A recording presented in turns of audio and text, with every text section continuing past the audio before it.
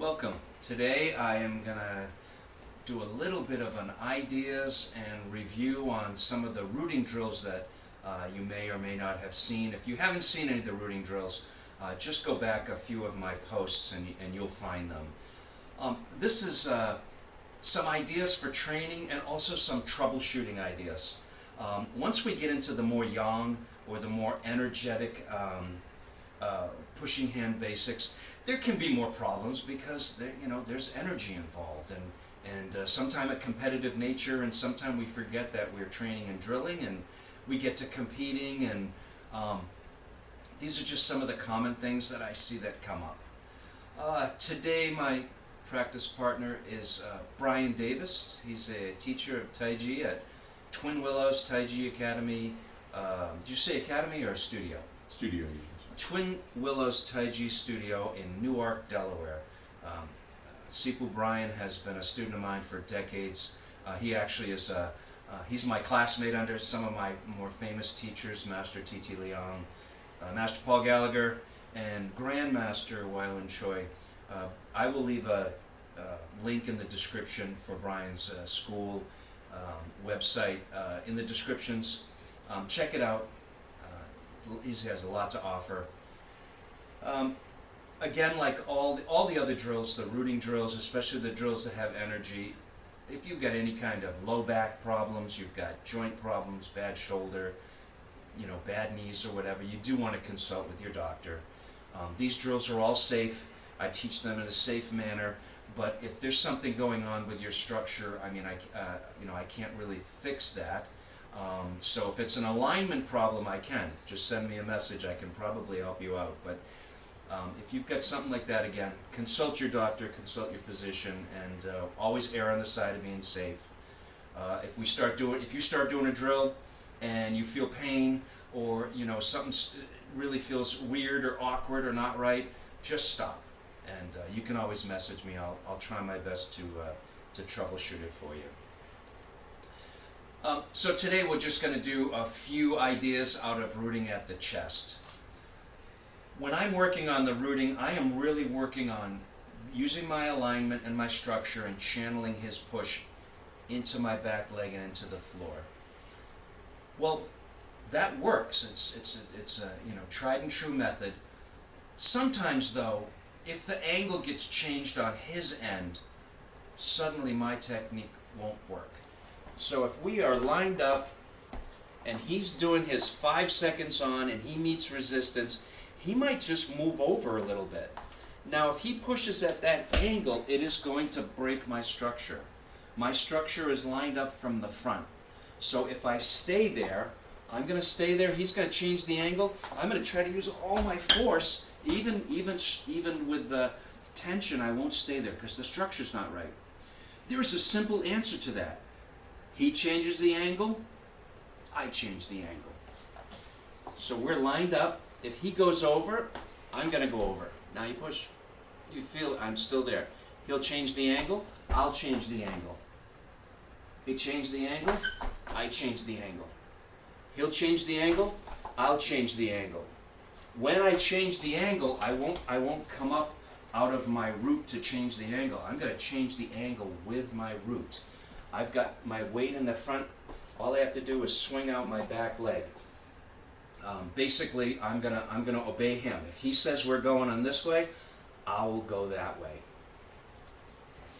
Another thing is sometimes people won't put whether they want to do it on purpose or not. It's not for me to say. They'll change the pressure in their hands. That has the effect of like when you're moving something heavy like a refrigerator or a bookcase, you kind of walk it corner to corner to corner. If he starts changing the pressure in his hands, that can break my root. So when his hands are even and it's going down on my foot, I feel really good. If he starts changing his hands, it's going to start to turn me. And it's going to start to break my root. He's like walking me back like I'm a refrigerator or something heavy. It's just... And if I stay there, and if I try to use tension, or I try to use my body weight, it's not guaranteed I can root it. There's a really nice answer to that problem. if I'm lightly touching his elbows, if he drops his left, what I'm doing right now is I'm lightly pushing in. I'm pushing sideways on his elbow, and that's channeling it right into my foot. Now if he changes hands, I'll do the same thing. So he can even keep his hands on me and try to walk me like a refrigerator. It won't work. You can see he's going too. He's going. So the idea is whatever side you feel the pressure, just push that elbow in a little bit, and that'll root it and channel it right into your foot. And again, if you feel anything in your back or it's not working, you've got to be able to do these relaxed. That means it's working. So that's just two ideas. There's some other ones. A lot of problems come up, but there's answers to most of the problems. I'd like to give you one practical idea, training for how to use the root a little more spontaneously. And what it is it's 3 steps. He's literally going to push me for 3 steps. I'm going to step back on 2 steps, and I'm going to root on the 3rd. So I'll show you how that works. Whatever leg comes forward, that's the one I want to step back with, otherwise he's going to step on my foot. So he's on my chest, I'm on his elbows, he's going to go step, step, and on the 3rd one I'm going to interrupt that with the root. Now, as I get more comfortable with it, he can begin pushing right away. So you're going to see I'm going to be going back much faster because now he's pushing me. And then I'm going to use all my same mechanics. It's right before he gets his 3rd step. I'm going to interrupt that with the root and my structure. So now he can really push it, running in, and you can see he fell off my root. I didn't do anything. Because he's in the middle of that step, there's the momentum, and then we put the root in. So that's an easy one, 3 steps in root. Sometime what we can do is after that 3rd one, we'll change hands, and he'll put his arms up, and I'll do 3 steps and he'll root. So we'll go 1, 2, 3, he can root, and we change hands. And I use that.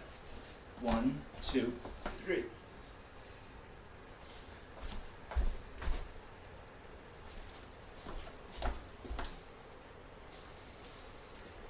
There's a lot of other ideas, and as we go through when we get to the pushing hand methods and we get into combining techniques, there will be places where you'll use the root.